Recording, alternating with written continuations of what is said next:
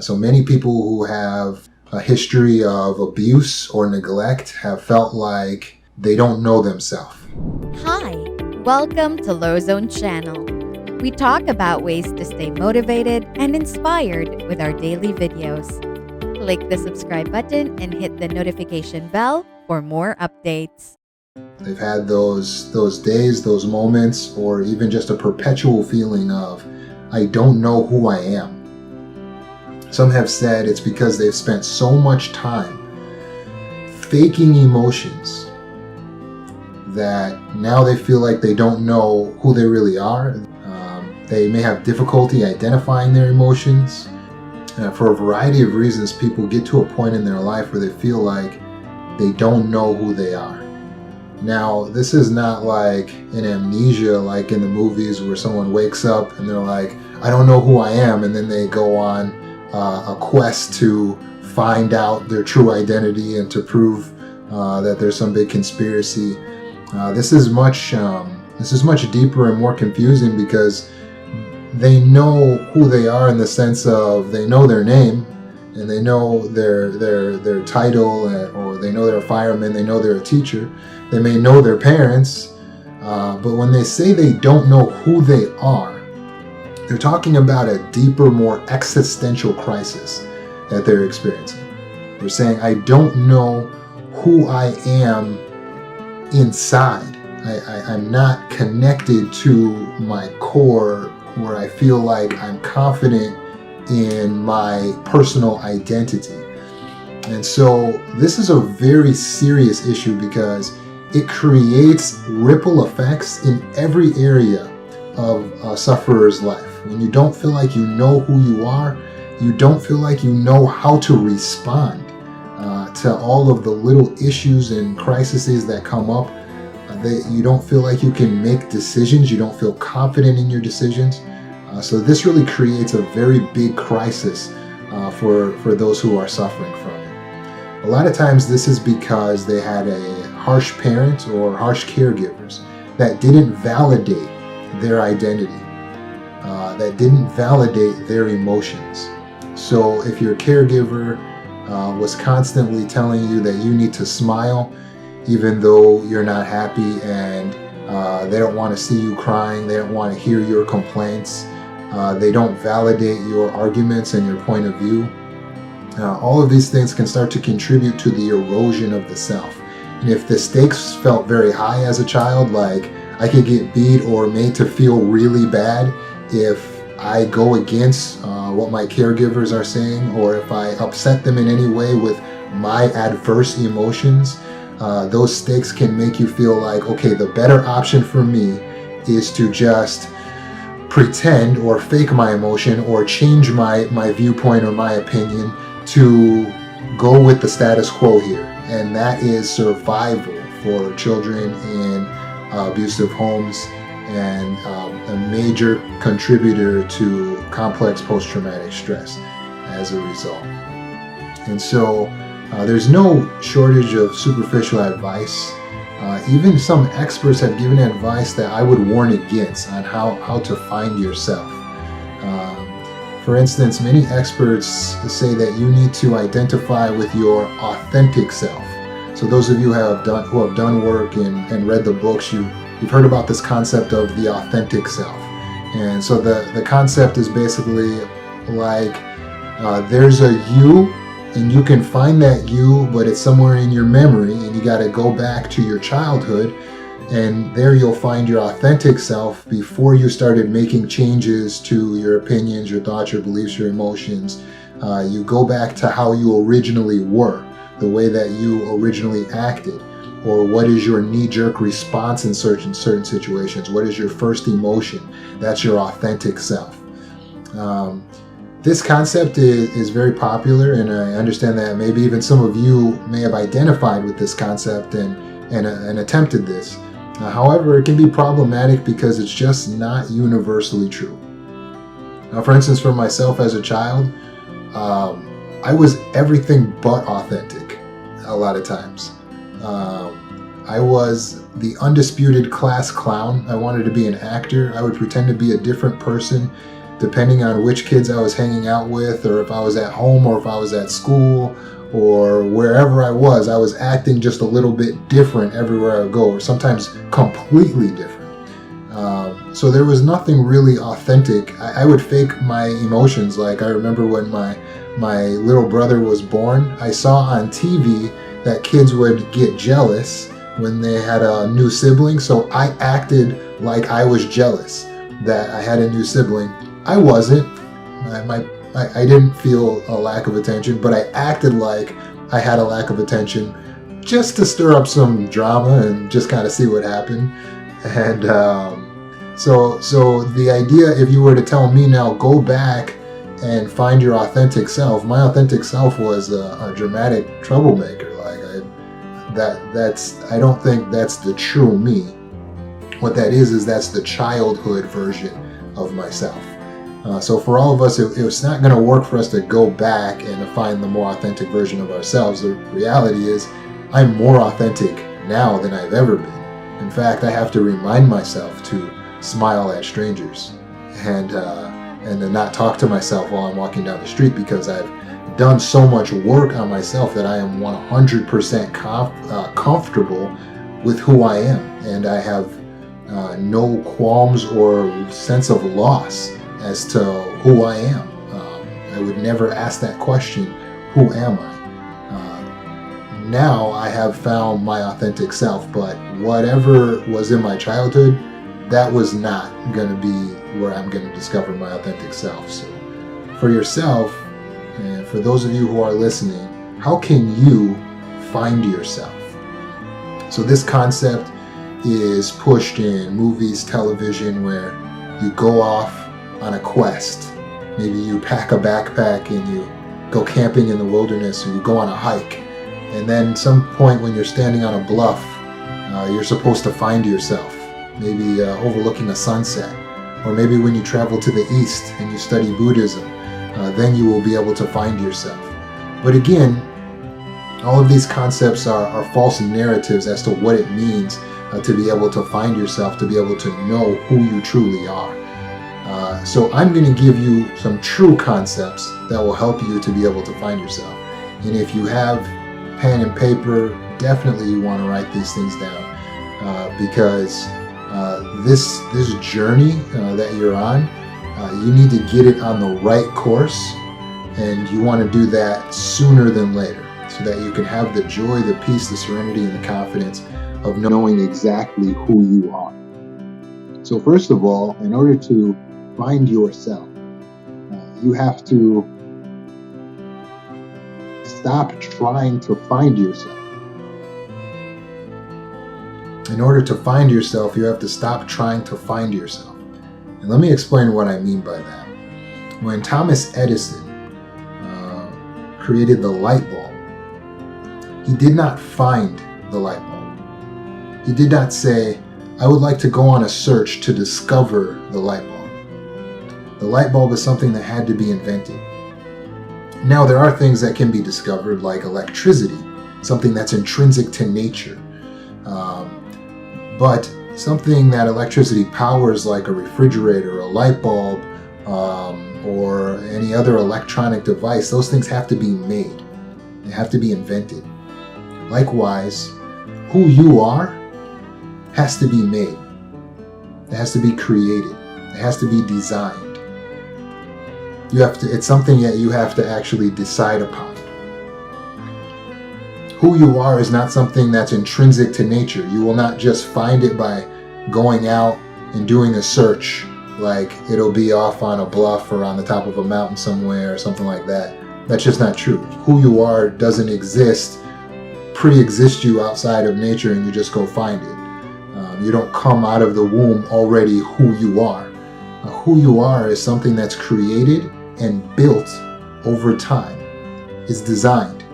And this is good news, because you can stop searching and you can start designing when you understand what the self really is. All of us look in the mirror and we think we're looking at ourselves, but in reality, aren't you just looking at your physical body? Isn't it true that when you look in the mirror, you're not really seeing yourself in its entirety. You're just seeing your physical body. When we say me or you, we're not just referring to someone's physical presence, just their body. We're talking about something deeper, right? When you say, I don't know who I am, you don't mean if I saw myself in the mirror, I can't recognize myself. So we're talking about something beyond the physical body. So the self, the metaphysical self, is what in psychology they call the ego. So you have to understand that what you're trying to understand is something that's beyond the physical. It's in the metaphysical. It's the self, this ego, this construct of ideas, beliefs, values, personality, experiences, everything that we know to be the self, who we are, exists within our mind. That's not to say, oh, it's all in your mind, so it's not real. It is very real. It is very real. It's just that it's not physical. It's something that exists within our mind, but it's very real. It is a construct. But that construct is so important for us to feel complete, for us to feel happy, for us to feel confident, for us to move forward. We have to know who we are. And you can find yourself by switching the focus from searching to designing, to building who you are. Let's go deeper to understand this. That self that sits in your mind, what is the self actually made of? The physical body, which is a part of yourself, it's a part of who you are, but it's not the metaphysical self. The physical body is made up of what? Well, scientists say cells. In fact, scientists say that you are what you eat. So literally what you take into your body, the body breaks it down through a process, and it takes the nutrients and actually builds cells for your body, and it sheds off old cells. So you're actually made up of physical matter, which is being supported by the food that you continue to take in. So we're built up of something, our physical body is, but what about the metaphysical self that exists only in the mind? What is it made up of? At its core, the self is made up of your values. This is very important to understand. In order to master your emotions, in order to understand the self, you must understand what the self is actually made of.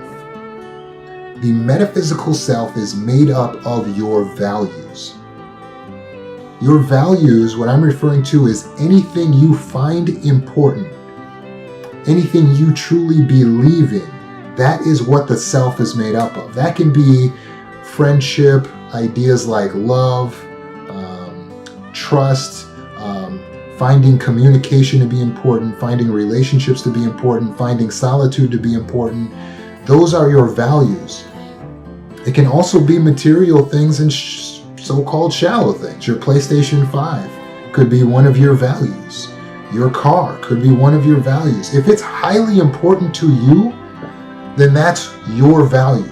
And what makes it different for everyone to have a different self, a different personality, a different state of being, is that we all have slightly different values. And what makes us work as a society is where we share some of the same values.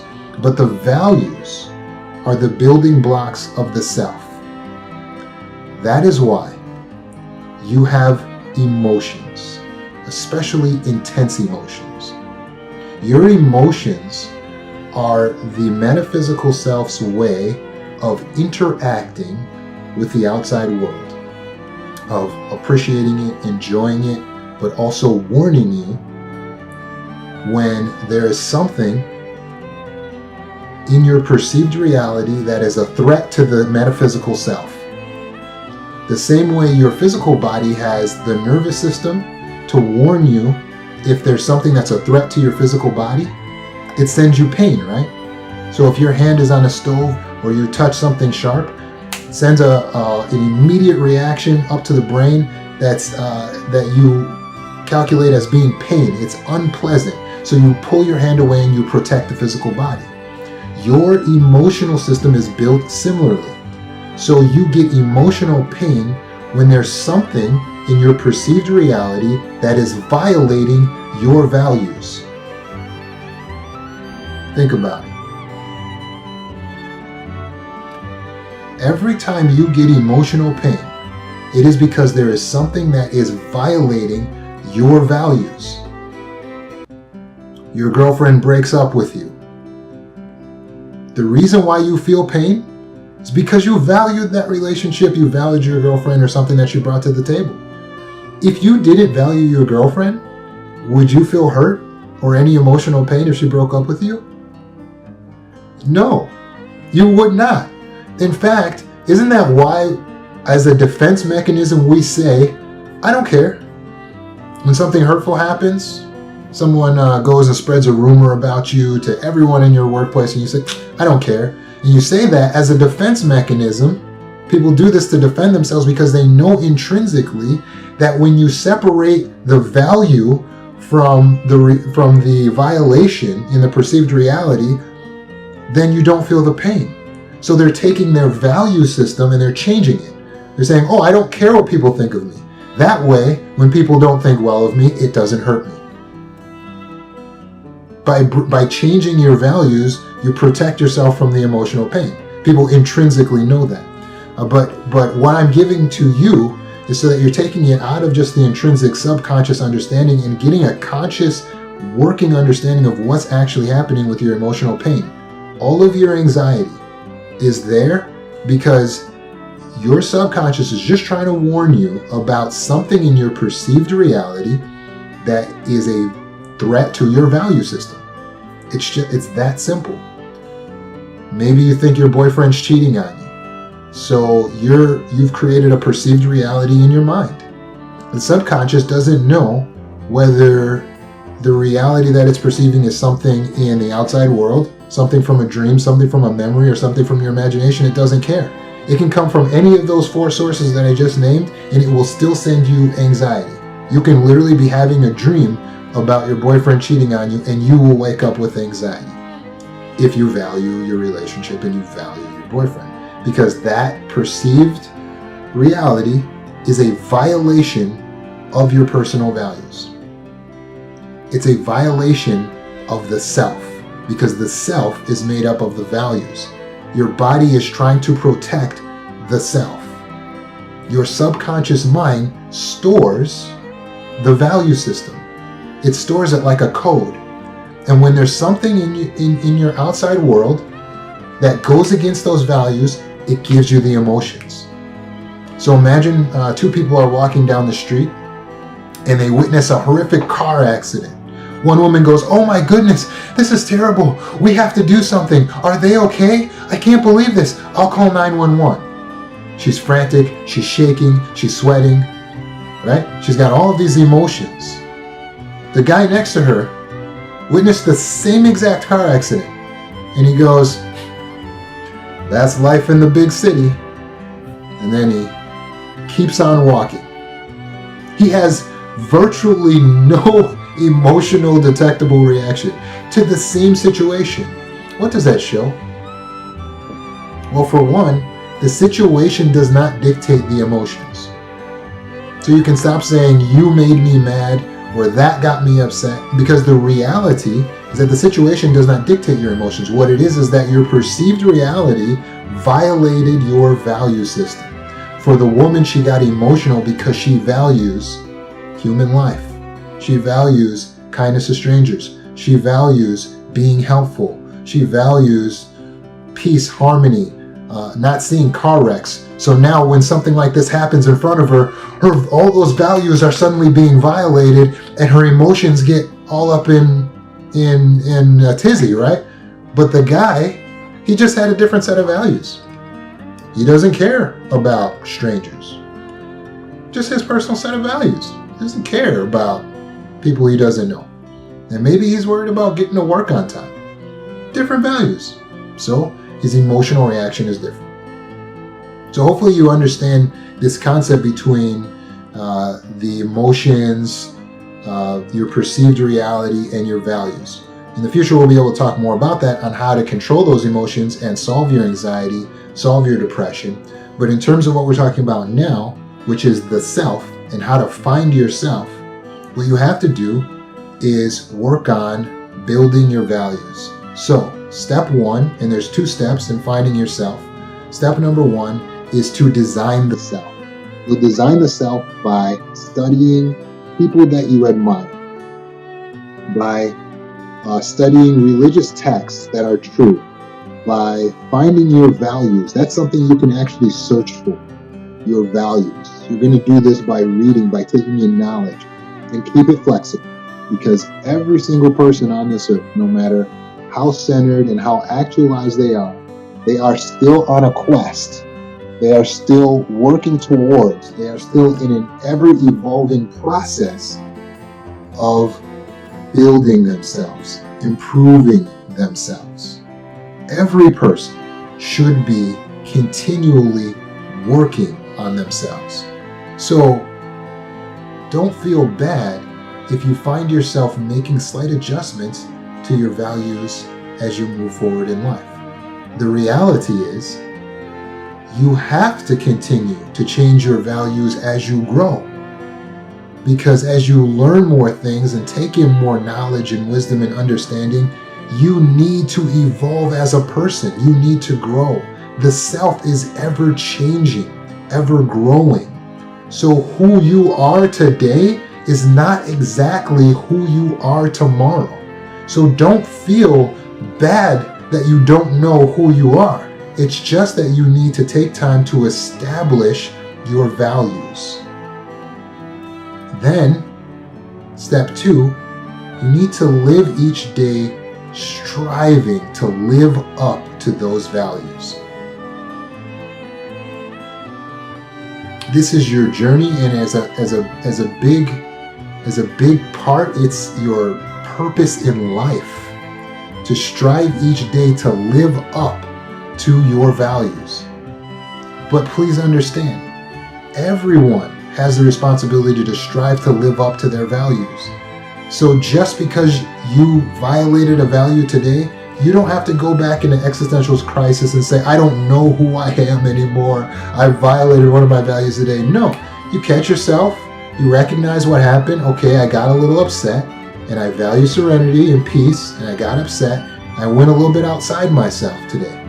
But that's okay, because I know who I am. Because who you are is who you want to be. Who you are is who you want to be until the day you die.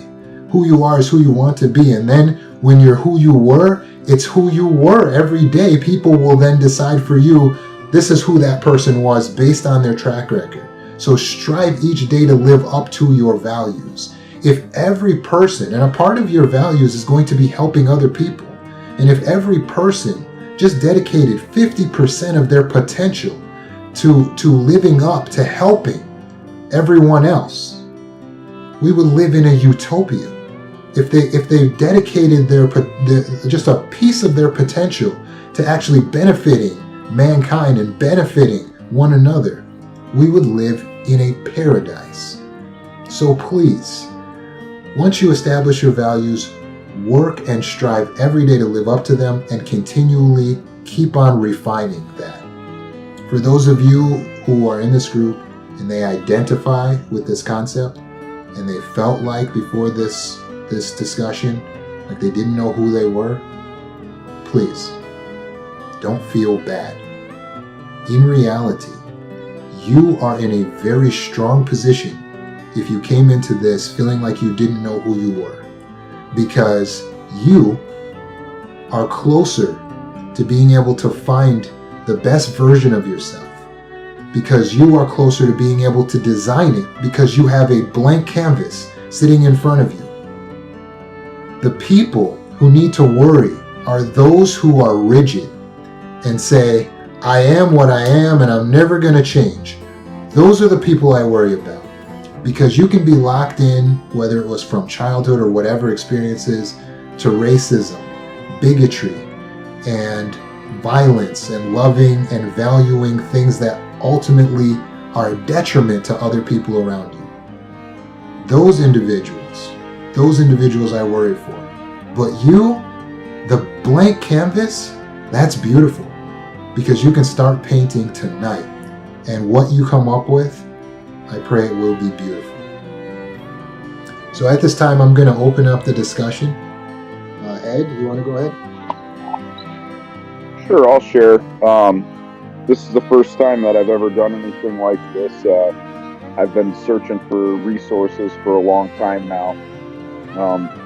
Back in May, I finally addressed my childhood sexual abuse that happened about 22 years ago. I went through middle and high school just fine with being able to live with it. My mid-20s to late 20s, I was single, so if I didn't want to do something, or I felt depressed, or I felt anxious, I just could stay at home whenever I wanted to. But I recently had a spouse, and she had 2 kids prior to us meeting, and then we had a daughter in January of this year. And eventually, my mental capacity could not withhold all the things that were going on, and it broke in a bad way in May, and that was when I knew I needed to get help. And I really like looking for your core values and trying to see what you really are so that you can live by that. I appreciate that, Ed. That's a very touching story. Thank you for sharing that.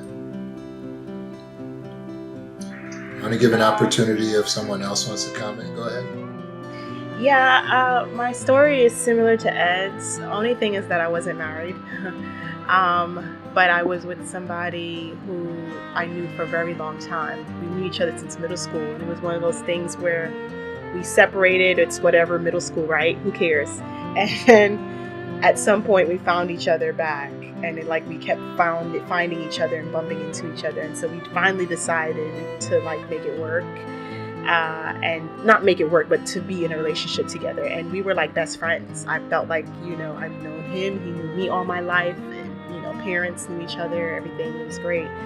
But I kind of did the monkey branching thing for a long time in my early 20s, jumping from relationship to another, and they were all super abusive. I remember one relationship, I realized this year, last month, that one of the guys was grooming me. I mean, I was 16 and he was 23, and at the time I didn't even know that was an issue, right? I'm just like, oh, he's a great guy, right? But he did things to me that he should not have done, and I said stop, tried to put up the boundaries, and things got out of control anyway. So I realized I started dealing with my trauma much later, and it affected the relationship with the guy that I wanted in a really bad way. So things just ended really bad, and I just realized that I was holding all my baggage and all my trauma, and at the end of the day, it got casted onto someone who didn't deserve it. But it's because I didn't know. I thought me being over the person was me being over the stuff, but it's not the same thing. And I realized that you just need to take that time. And so now here I am taking that time, rediscovering who I am, rediscovering the things that happened to me as a child into, my adolescence and onward, and just, making sure that I make the right decisions from here on out. And so, yeah, that's where I'm at. I'm starting over. Kayla, I resonate with you a lot on that. Those same exact feelings are what I'm feeling right now. And it's just great to be able to sit in a room like this and know that other people have the exact same stories or similar stories, and the feelings are all very, very similar. Thank you so much, Kayla. Thank you, Ed. Yes. Oh, go ahead. So, Ashley, why don't you go ahead first, and then we'll get Nefertari's comment.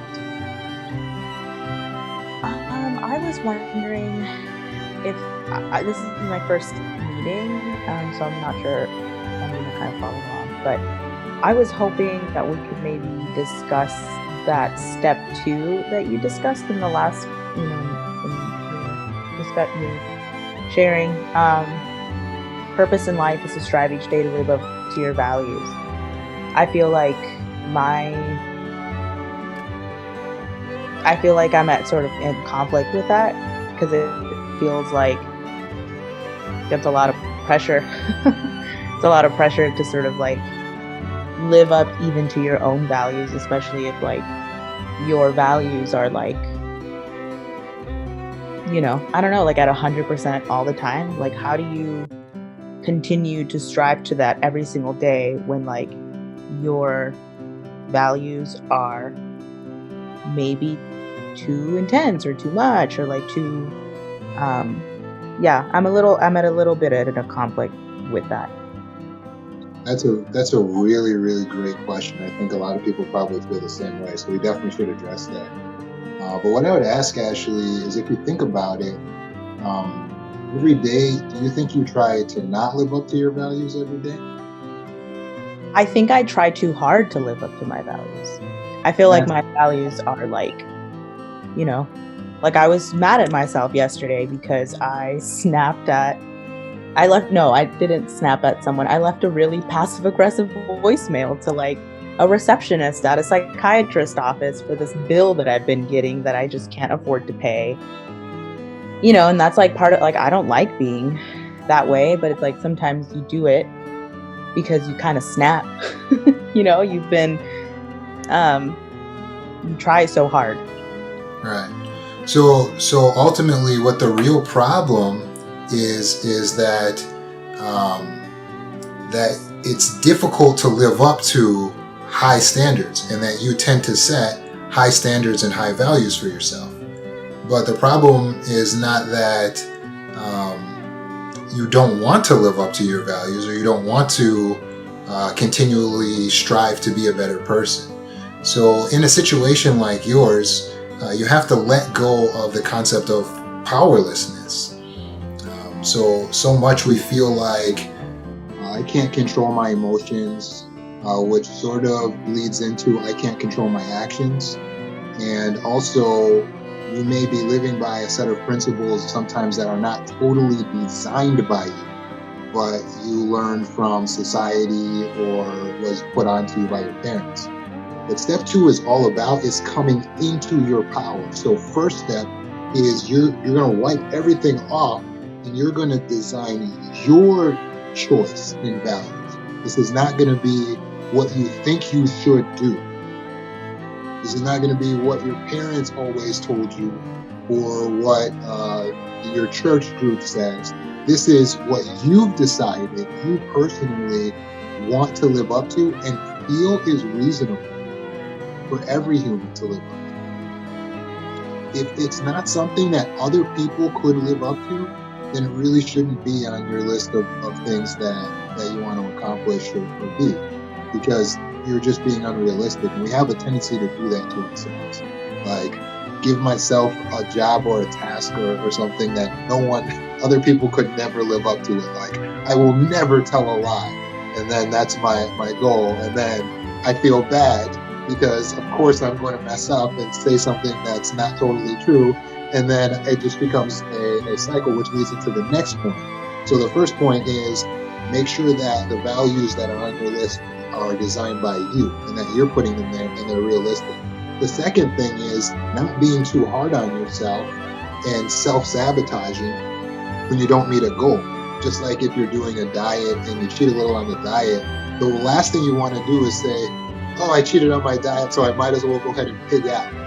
Like, you just have to stop and say, oh, I did eat that piece of chocolate I shouldn't have, but I'm just going to stop and catch myself back and say, now I'm going to get straight.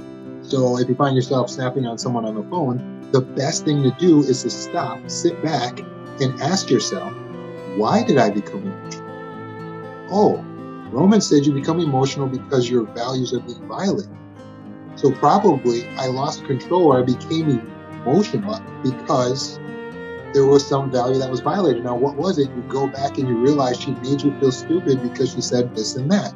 And you value not being made to feel stupid. You value people looking at yourself as being smart. So the way that you protect yourself is to get mad at someone who makes you feel stupid. Now you realize this is one of your values. She violated one of your values. Now, do I want to keep this value and change the behavior, or do I want to change the value so that it doesn't trigger me? Now you'll make that choice. Now I might decide I want to keep this value because I always want people to not make me feel and look stupid. Okay, fine. Now I have to change my behavior. The actions are 100% in your control. The emotion will always get triggered by the violation of the value. That's an automated system in your mind. But your action is totally in your control. So you can decide, someone can literally violate your value, and you can just sit here just like that. You can feel all the emotion inside, but you don't have to snap. You don't have to go crazy. The actual action you take, sitting still, yelling, breathing, whatever you do, that's 100% in your control. So to you, Ashley, and to anyone else who also is vicariously living through that question, come into your power. Design it on purpose. Live up to it on purpose. Can I ask one more thing? Or maybe Sure. Bounce off of that? I feel like I'm also hearing you say, because now I'm thinking, oh, what if my perception of values or my idea of values has been also very tight to me? And I guess I haven't done a values exploration in a while. But I always kept trying to bring it down to like one word, right? So like my value is compassion, or my value is self-awareness. A value can also be self-expression, right? But I'm also kind of hearing you say that the value can be more than that. I mean, it doesn't even have to be one word. It's like my value being triggered in sort of your example is that someone made me feel bad, and that's like also a value. That can be a value to protect yourself. Cool.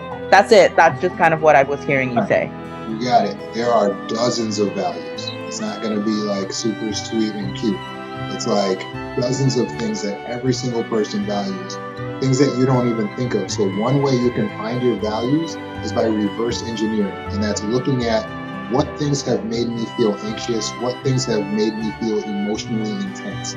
Anything that's got an emotional connection to it, it's a value. If you see a cute puppy and you go, "Aw," that's because you value cute things.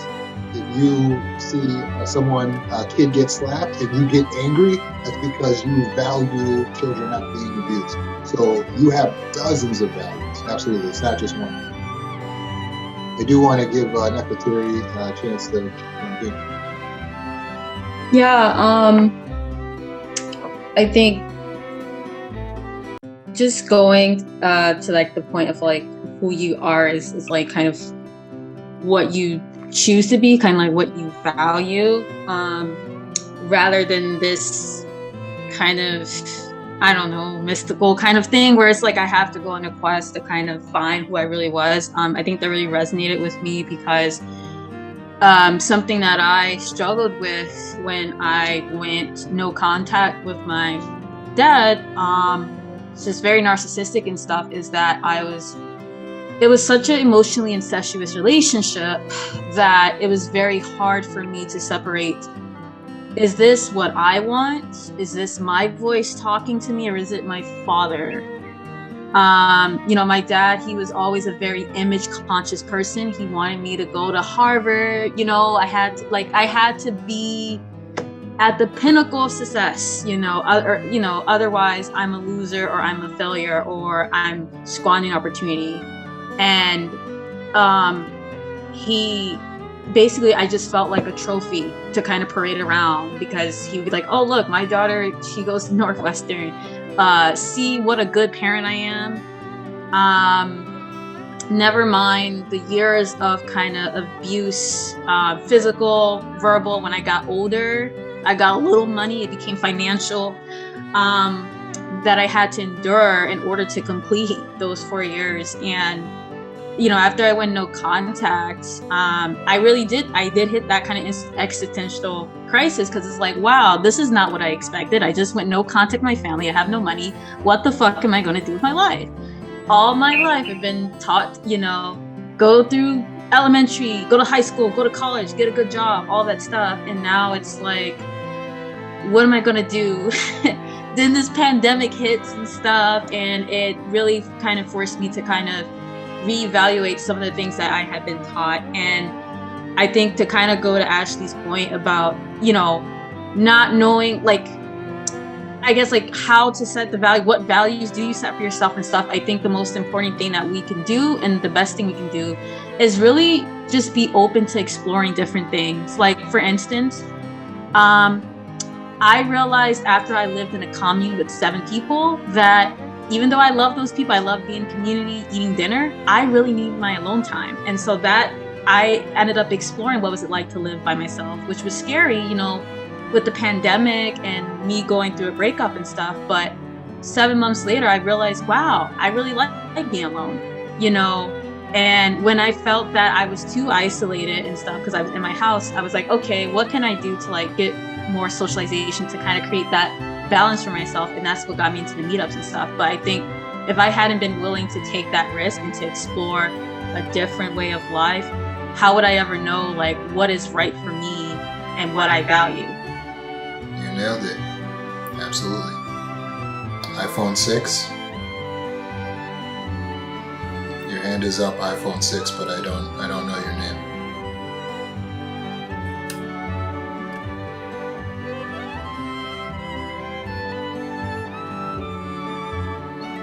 Your hand is up, iPhone 6. Do you want to make a comment? I was going to add to that if I can. Go ahead, Ed. iPhone 6, you just have to unmute yourself if you want to jump in. Go ahead, Ed. That story about graduating college and not knowing what she was going to do, I totally understand that. And I think that's why one of the reasons they say that mental health conditions most often pop up between 24 and I think 35 is the age. Because I feel like people get to a point where they get done with college and the real world hits and you owe money for the college degree that you got, and you have to start a job, and that brings on more pressure. The financial situation brings on pressure, and then sometimes your mental health or your brain itself can't actually hold all that. And I like to think of it as like putting laundry in your laundry basket. So when you put laundry in your laundry basket, eventually it gets full, but you push it down a little bit to just add a few more things. But eventually it starts overflowing, and you're done by that point. It's already too much. Yeah, absolutely. You want to go ahead, iPhones?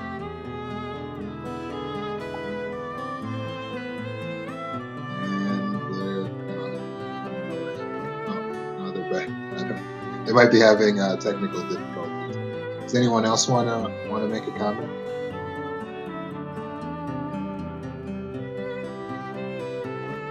Nefertari, I feel like you nailed it. It's definitely an issue of self-discovery. So you all already have some values that you're walking around with right now. So once you discover what those values are, that's a part of the concept of what you're looking for in terms of finding yourself.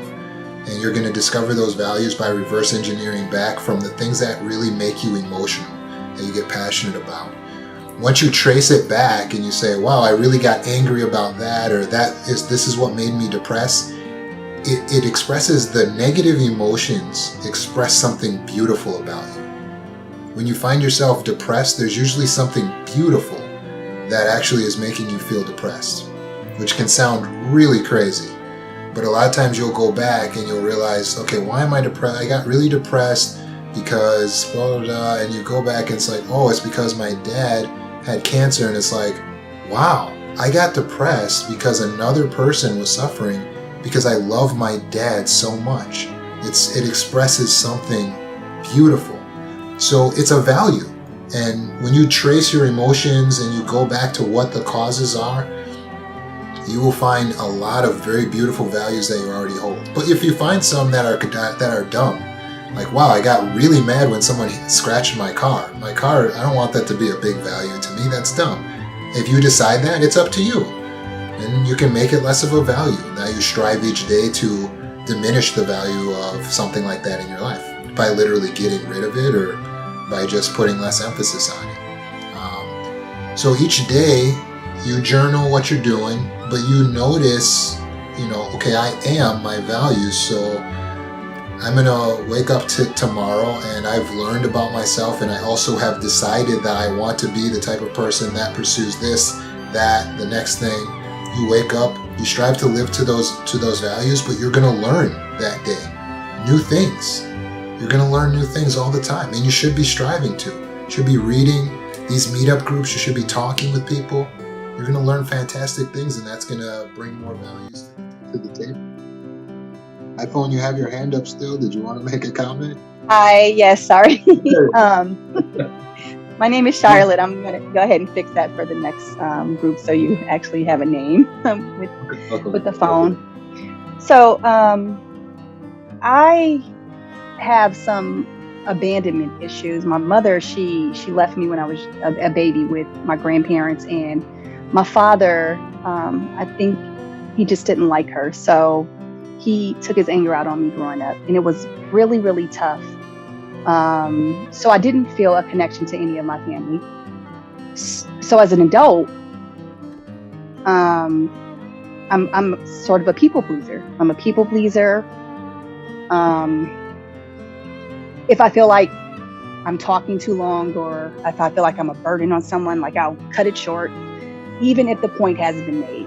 Even if I didn't get clarification, I'll cut it short simply to, save the relationship.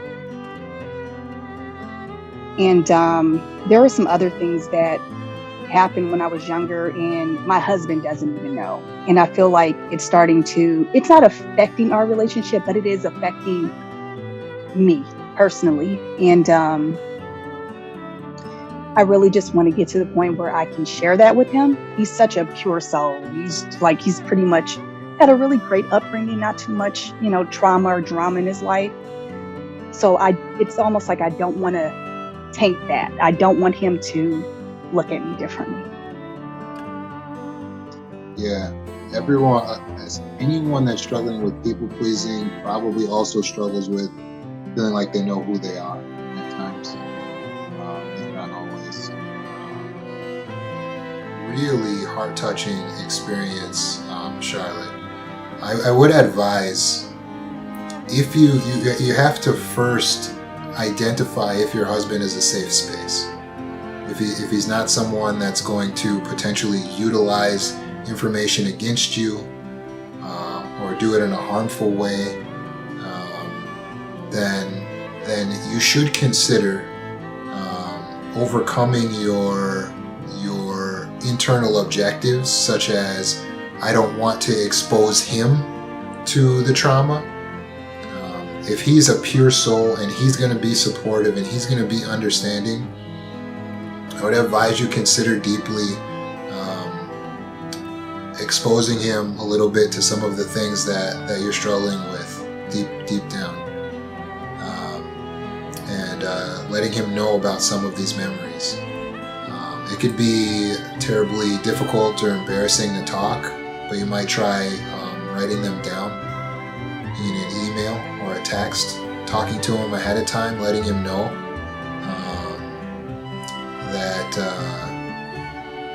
that you have something, come from a place of vulnerability, letting him know that you feel vulnerable and this is very difficult for you to express, and you're really afraid of him looking at you differently.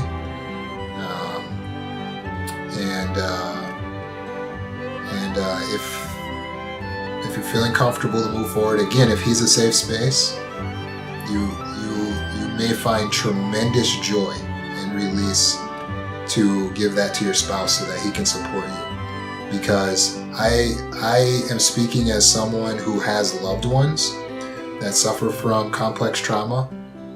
It's very baffling and confusing from the outside, the behavior, if you don't let us know what's happening, where it comes from, what the deep-seated insecurities.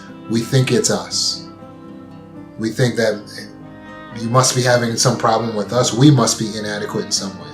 So it can be a tremendous gift when you let someone know.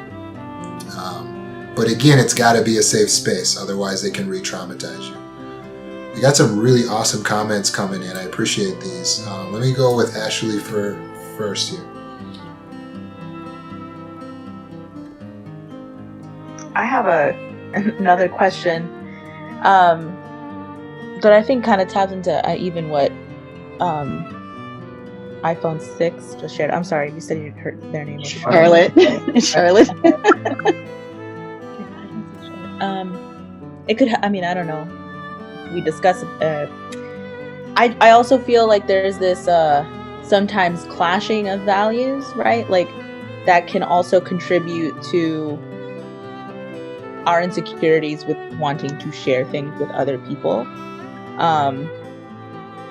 So I wonder what some coping skills might be, or what some ways of thinking about that look like or could be. Can you be more specific? I didn't understand the question. Clashing of values? Yeah, I mean, like you said, everyone has different values, right? Like what one person finds important is not what someone else finds important. And sometimes that clashes, right, with your own personal values. Like, to share an example, I'm struggling with a friend right now who is constantly complaining about the fact that she is struggling with money. And money is a trigger for me too, because I, to share a little of like my history, my mom pretty much was just like, I hate that you're leaving. Like, I decided to move to Chicago for college, and she was like, you're abandoning the family because we're insane. Like, there's obviously something in there for her that she's had to deal with. And then, but instead of like being normal, she just like cut me out for 2 years and just didn't talk to me cold turkey. So money has been an issue for me because like I moved here and I've had to do it all, like no support. I think everyone feels like that's something that they also share in common, like with other people, but sometimes the struggle is different depending on like what you're dealing with in society, or like what the reality of society is. And the reality of my friend's situation is that like she has a decent job and she could easily like cut some of her financial worries if she just didn't talk or do some of the things that she does. Like, she's financially supporting this person who, like, I think sometimes we do our own self-sabotaging, and that also feels like a conflict of my own value, because it's just kind of like, I don't know how to help you, and I also don't know how to like be empathetic towards it, because it's like the answer seems so simple to me, and like, I don't know, maybe it's not. Okay, that's very good. Actually, I think I'm glad you asked the question, because I think this goes into a little bit of how I wanted to respond to Ed also, and some of the other comments about the fear of being judged, not wanting to share with certain people. And then on the flip side, with yours, Ashley, just kind of feeling like you can't really empathize with certain people because their values are different. Boundaries. We struggle with this as complex post-traumatic stress sufferers. Boundaries. You are not the other person. The other person is not you. That's the beautiful thing. You are one complete whole entity within yourself. So this woman, Charlotte, is in a marriage with another soul.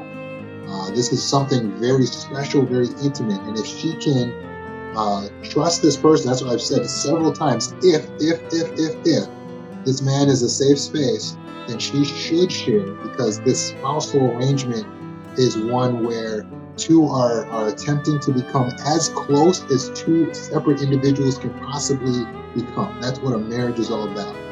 If you're not in a marriage with the person, please strongly consider not sharing very personal things with them. Because, yes, they will judge sometimes, and yes, or many times, their values may not line up. So they can throw something that's very important to you directly into the trash, and you're like pouring your heart out to them. Oversharing is a problem.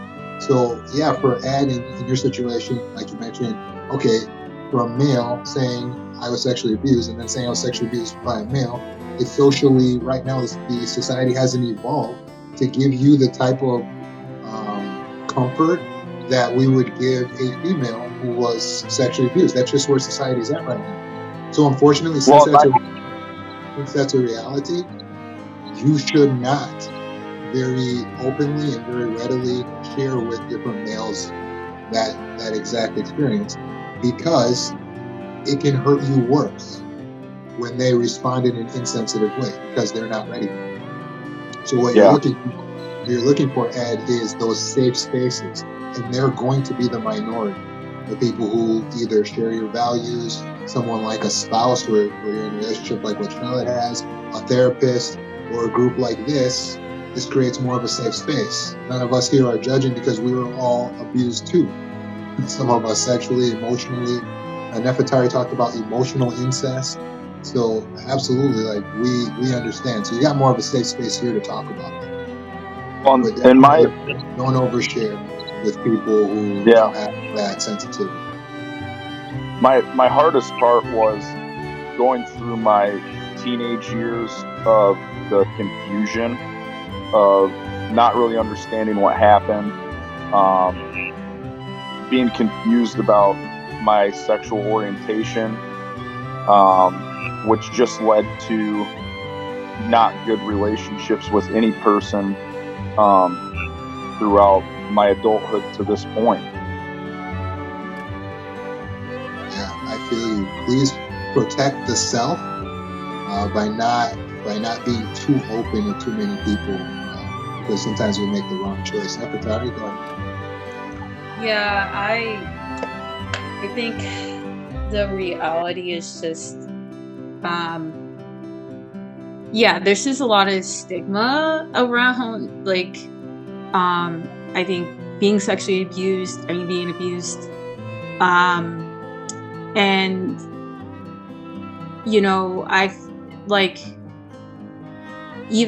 I feel like with my experience, right, like my father is abusive, right, and people kind of mock women that have issues with their dads. Oh, it's daddy issues or whatever.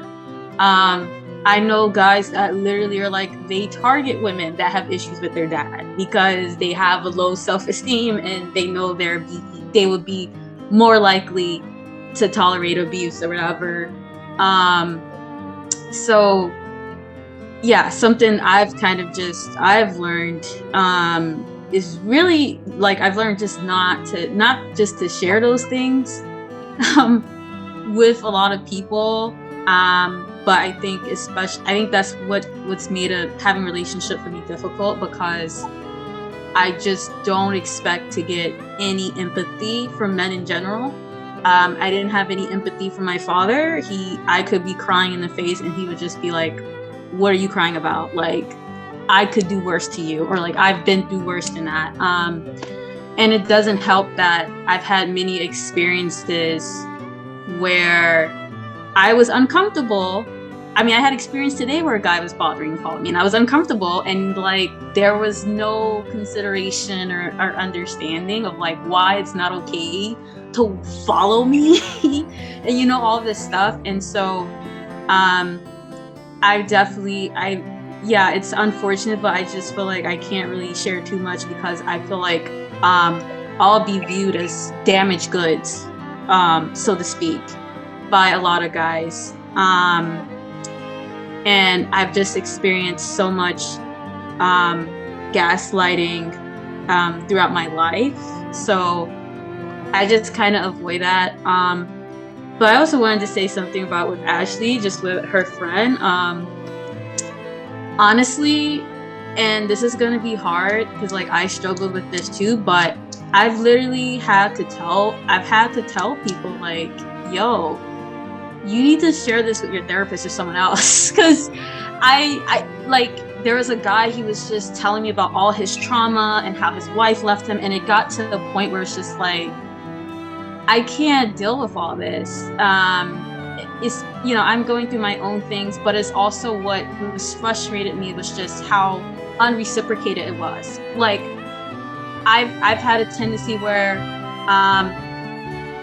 I end up being people's emotional dumping ground, right? And I listen to them for hours, etc. But if I want to talk to them about something, they're like, "Oh, well, I'm tired. I got something." And it's like, I would get upset, But, you know, because it's like, wow, I'm expected to just be there for you. But when I need a listening ear or something, that's a problem. And so something I've learned is really to take a step back from kind of one-sided relationships. And that's something I'm struggling with my own sister, who treats me as her emotional dumping ground. And I've also learned that, like, I just can't get involved in people's business. Like, there's crazy stuff happening with my sister and stuff, but I've learned that people, sometimes you just need to let people figure stuff out on their own, because the only way they're going to learn, unfortunately, some people only learn the hard way, and you can advise them as much as you want, but it often takes people hitting rock bottom to finally realize, okay, I need to get rid of this relationship, or I need to like get into rehab, or I need to really change my life because this is no longer sustainable. But they have to get to that point themselves to really be receptive to that. So that's what I wanted to share. Good points, and I appreciate it. Ruby, I'm going to have you go next. I just want to make a comment to that same thought, which is boundaries. Again, with these friends who are dumping on us because they notice that we're highly emotional or empathetic. I'm sorry. They notice we're empathetic, so then they want to dump. You have to set boundaries. Your boundary is your protection, the protection of the self. So you have to literally ask yourself, in terms of your values, if this person is actually benefiting you in your life, or if they're more of a detriment in your life. You have to pull away from and start pushing back on people who are more of a drain, even when they're family members, than a benefit. It should be a 50-50 beneficial situation.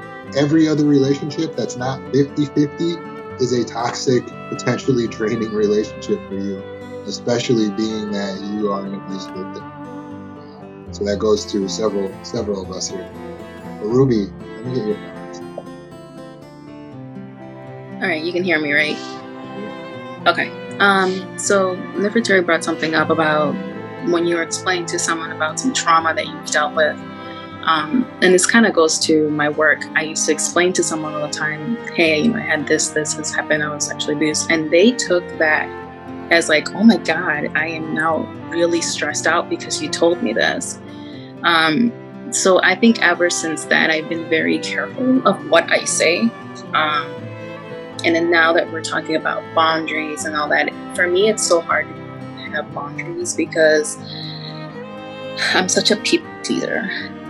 And I have people walk all over me, and I could care less as long as the other person's happy. And that has always been my struggle. I could be crying in a corner, but as long as my partner or my friend or my family member is okay, I'm happy about it. And I think, I don't know if I'm the only one like this, but definitely boundaries is my hugest struggle. No, you're probably the majority of the group probably struggle with this whole self-love concept. So as a piece of advice with this, an idea of what you can do is start trying to look at the self, the person you are inside, as a separate person from yourself.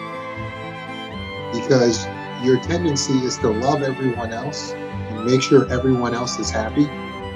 You have to remember that anything you would do and give to someone else, you have to give and do the equal amount for the self, for you. So start looking at that you almost like a separate person in the room, like a child that you have to care for. You literally need to care for the self like a child because you weren't parented properly in the first place. So you need to parent yourself. So you literally you're looking at your inner child and you're saying, oh, you know what? I don't care if someone walks on me. Well, do you care if someone walks on that child? Yes. You would never let someone walk all over the child. I don't care if someone just takes from me and treats me like crap. Do you care if someone would take from that child and treat that crap? Yeah, so that's why you got to take that person, put them outside of yourself, that your inner child, and look at it objectively. Treat yourself like it's a separate little inner child that you have to care for. And it helps you a little bit with this concept of how to have boundaries and self-love.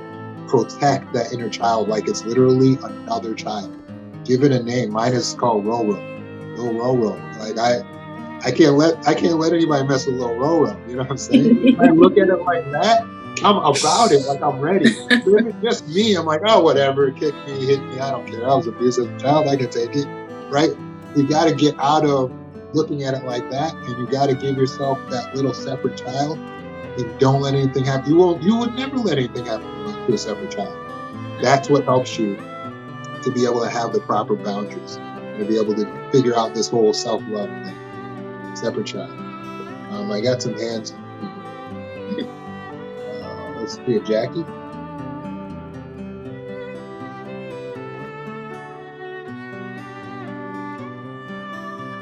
Jackie, go ahead. There we go. Yeah, sorry. I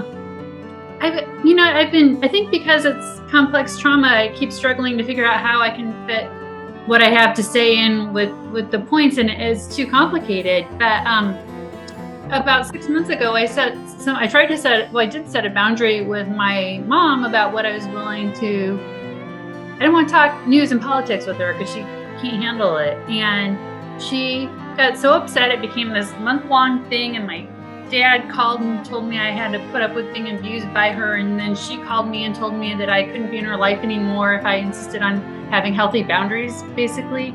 And it was so ridiculous that it made me finally realize that this has been going on my entire life. She's always been threatening to abandon me. I think she's narcissistic, very bad narcissistic personality disorder.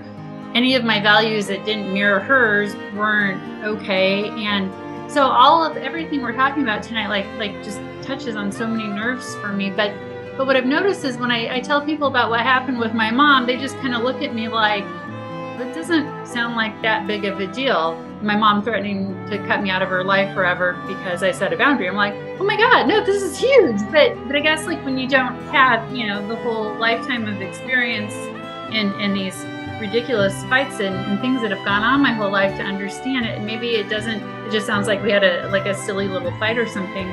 And so I find that I don't know, like I'm trying to find people like you guys and people that want to have a deep conversation about your trauma to talk about and then separate that from like other people. But I'm finding I also have a problem with, I don't really understand because I'm very like a friendly and sociable person, and I've always tried so hard to be likable and lovable, but I have a problem maintaining friendships, and I don't know, like I have like distant, or like kind of the level C friends, but I don't have like the very many close friends. And then when I do have a close friend, something always seems to happen and they disappear. And I think I must be trying to recreate this like abandonment problem that I have with my mom. I don't know.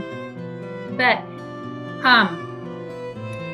yeah, I don't know. It's just complicated. But I know that like for her, like I guess I never set boundaries because deep down I knew that was going to be a huge problem. And then lo and behold, it was a gigantic problem. And now I'm not really sure what to do. So I've actually like pretty much cut off contact with both my parents and my sister. And I mean, I wrote them a nice, newsy letter that you would send to a distant relative or something. And then I've just been ignoring them while I'm like, I need to heal because I'm just reprocessing like everything that's happened in my life that I blamed on myself. And like, oh no, my mom has a huge problem and my dad is telling me to put up with being abused. Like none of that is okay. So I don't know. I don't have a way to sum this all up, but there's been some really great points tonight. So thanks everyone for sharing, and Roman for everything you've been saying. We live your experience. The enabling parent that tells you, hey, just go ahead and deal with the abuse because it works for them. That's how your dad has survived the relationship, is to just let mom do whatever mom's going to do. And so he thinks that everyone else should do that. But you're absolutely right to cut off contact. And people aren't going to understand from the outside who don't have abusive parents. But I love that you're writing letters, little newsletters, to everyone in the group. Putting your communication in writing is a fantastic way to keep family at a distance and also have a written record of what was said, so they can't twist everything up, and they can't later say they didn't say something. So encourage them to communicate via email, text message, and an old-fashioned letter. That's a fantastic way to keep a certain distance from those toxic family members. So I'd say absolutely keep that up so that you can continue to progress toward healthiness and the peace and serenity that comes from not being manipulated. Ruby, do you have a comment?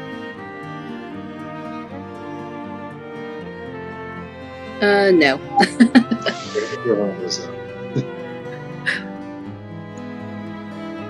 This is my first rodeo with doing all of this, so I'm kind of adjusting to the whole technology with the Zoom. So bear with me. Appreciate your guys' experiences and everything you're sharing. I just want to make sure everyone's getting an opportunity. Does anyone else want to share something or make a comment or ask a question? I just want to say thank you to everybody for sharing your personal experiences. It helps. And I know for people like me especially, it does take a lot to share. And so I just want you all to know that you're valued and what you've been through is valued, and we're all growing. Cheers to that.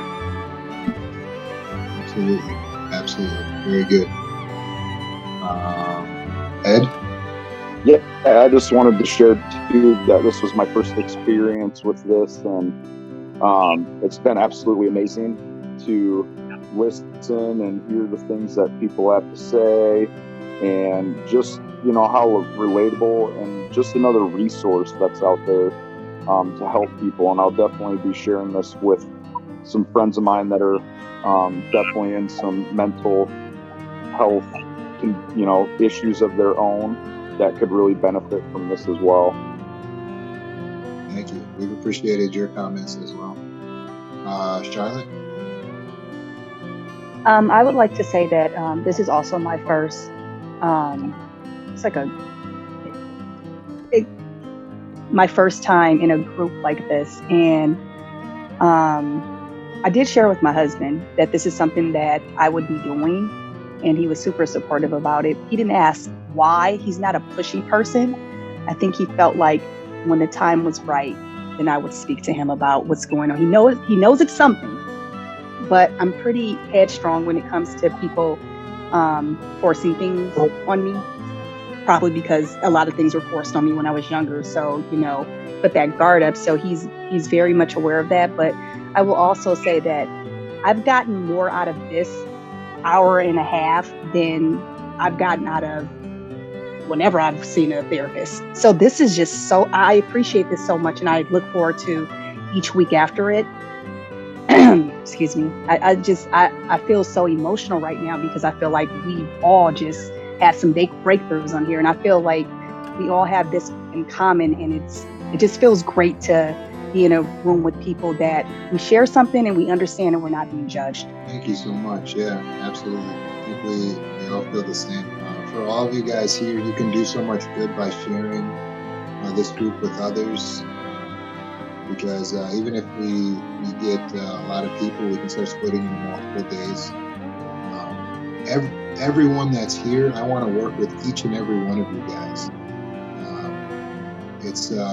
It's not a matter, like I say, my company that I'm setting up is about giving free and affordable mental health care. So it's not a matter that I would be charging you. Every client that I work with, I learn from. You guys teach me so much about what you're experiencing and what you're going through that I feel like I should pay you to work with you. So let me give you guys some contact information, and I hope you guys reach out. You certainly don't have to. You can text me. My phone number is 414-722-1451. I'll try to write that. Let's see if I can create a little chat box here. And then you can find a website, mindfreed.org. where you can go to get a free sample of the services that we provide. You can also email me at mindcured, mindcured, at gmail.com.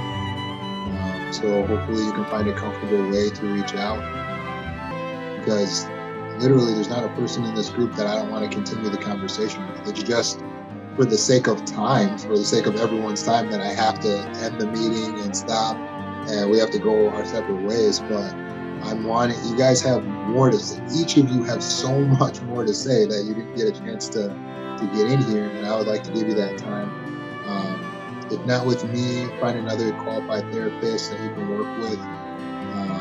Otherwise, if you're doing work on yourself, I just want to commend you. You are accessing your personal power to actually go into a group like this with all strangers, and then you guys share with all strangers. That is fantastic.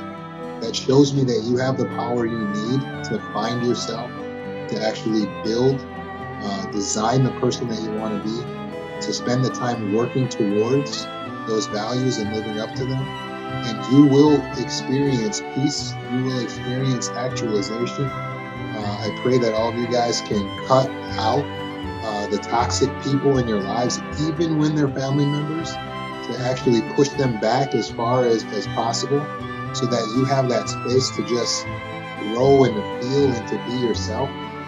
I hope that those of us who struggle with self-love can look at that person inside as a separate little child and care for that child and protect that child the same way we would protect another child. And I pray that this isn't the last time we all get to talk. So if you don't contact me, then I'll see you next week. We hope you enjoyed our video and learned something new. Don't forget to click the subscribe button below and share your thoughts in the comments. See you in the next video.